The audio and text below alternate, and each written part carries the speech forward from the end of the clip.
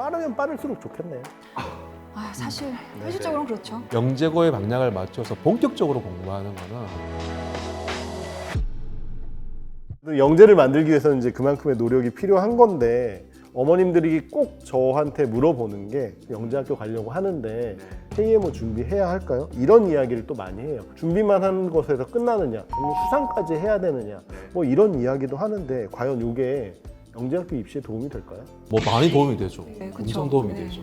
왜냐하면 입시에 도움이 된다라고 한다면 2단계 시험이라고 있거든요.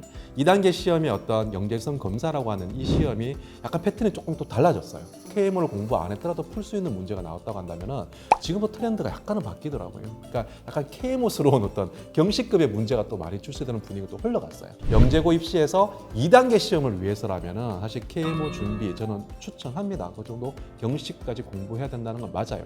여기서 수상까지 필요하냐라고 질문한다고 한다면은 저는 좋다라고 얘기합니다. 왜냐하면 아이들이요, 뭐 타이틀이 있어야지 애들이 동기부여 되는 거잖아요. 그러니까 상까지 받았으면 아이들이 완전히 어이 뽕이 장난 아니거든. 나 이거 KMO에서 상 받았어. 아니면 진짜 내 국가대표 가고 있어. 이러면 진짜 장난 아니거든요. 자존감이라는 거. 그러니까 상이 반드시 받아야 돼 이건 아니지만 상까지 받는다고 한다면 이 아이의 어떤 실력적인 측면뿐만 아니라 자존감까지 확 올라가기 때문에 확실하게 영재고 입시에서 자신감 갖고 준비를 하게 된다는 얘기죠. 사실 뭐 준비 상황에 따라서 조금 다를 수도 있을 것 같아요. 그러니까 수상까지 공부하는 거는 시간적 여유 그래도 받쳐준다라고 하면 당연히 하는 게 좋은데 만약에 그렇지 않다라고 하면은 수상까지는 아니더라도 기초까지는 경시 기초까지는 좀 준비를 해야 왜냐하면 2단계 영재성 검사에서 경시 유형의 문제가 나옵니다 실제로. 네. 그래서 반드시 좀 필요하죠. 뭐 중등 심화, 뭐 중등 완성, 고등 기초, 경시 기초 이런 부분들을 공부하는 것 자체가 영재성 검사를 대비하는 공부와 연결되기 때문에 그 부분까지는 좀 공부를 해주셔라라고 말씀드리고 싶네요. 근데 중요한 건 스텝을 밟아야 돼요. 그러니까 예를 들면 기본도 안 돼 있는데 경식 공부하면 그죠, 안 되겠죠. 그렇죠. 교과서 위주로 기본에 확실하게 다져지고 응용 심화까지 다져졌다. 라고 한다면 응용 심화라고 한다면 뭐 여러 가지 어떤 유명 교재들이 있잖아요. 교재 단계들이 있거든요. 그 단계까지 문제를 풀 수 있는 수준이다. 그다음에 이제 경시로 넘어가시는 거죠. 근데 그런 어떤 응용 심화 단계의 어떤 문제집에서 우리 아이가 50%못 풀어. 근데 경시 공부한다? 이건 말이 안 되는 거거든요. 단계를 밟아가면서 공부를 해야 된다. 근데 경시까지 안 하더라도 합격되는 사례는 있거든요. 그러니까 너무 필연이다기보다는 우리 아이가 역량이 된다고 한다면은 그까지 공부하고 또 역량이 된다고 한다면은 상까지 타이틀까지 생각을 하고 공부하면은 아이 동기부여 되거든요. 그런 게 중요하다고 생각해요. 수학이나 과학은 기본기를 다지는 게 가장 중요하고 아니 그거는 뭐 다. 그걸 기본 당연히 수학은 모든 학생들이 다 중요한 입시에서 수학이 네. 빠질 수는 없잖아요. 이건 모든 학생들이 다 중요한 기본기는 다져야 됩니다.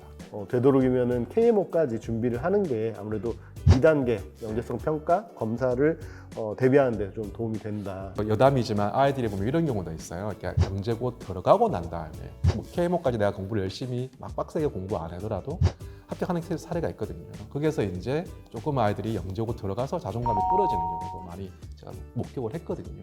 가능하면은 우리 아이가 그 정도 실력까지 올리는 어떤 공부 많이 해 주셔야 된다는 얘기입니다. 빠르면 빠를수록 좋겠네요.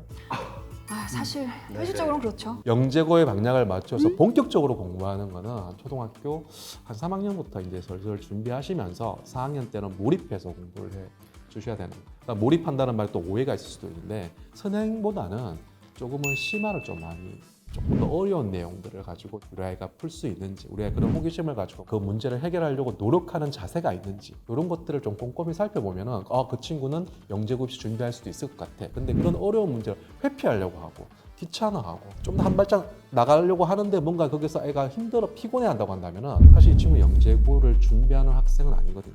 그러니까 그런 것도 좀 빠르게 판단해 주셔야지만이 아이가 해피하게 초등학교 5학년, 6학년을 보냅니다.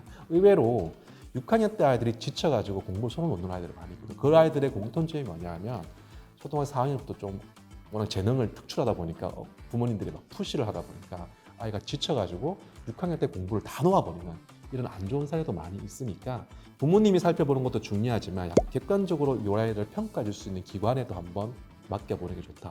그게 영재교육원입니다. 우리 영재학교와 과학고 준비하는 중학교 1학년, 2학년 친구들이 있어요. 해주시고 싶은 말씀. 실질적으로 말씀을 드릴게요. 영재고 입시가 지금 계속 진행 중에 있잖아요. 아마 또 원서를 작성해서 제출한 친구들도 있을 거예요. 근데 그냥 자신감 없어가지고 원서 제출하지 않은 친구들이 있을 거라는 거죠. 절대로 안 됩니다. 그럼 중학교 1학년 그런 친구가 있다고 하면 중학교 2학년 됐을 때 반드시 본인이 목표하는 그 영재고 입시에 지원하십시오. 그럼 결국 모의고사를 친다는 개념으로 해서 한번 경험해 봐야 됩니다. 지금 6학년 친구들 같은 경우에도 중학교 1학년 올라가면 내가 영재고 입시 한번 지원해 보십시오. 1단계 통과하고 그 학교가 치르는 2단계 시험 한번 경험해 봐야지만이 와, 이 정도 수준이구나. 내가 어떻게 공부하면 되겠다. 그 방향을 잡을 수가 있거든요. 기회가 되면 그 학교에 지원해라. 이렇게 말씀드리고 싶어요. 주간 대치동은 앞으로도 이제 계속 이런 컨텐츠 위주로 여러분들의 궁금증을 풀어드릴 예정입니다. 엠베스트 학원 구독, 좋아요. 알림 설정 해주세요.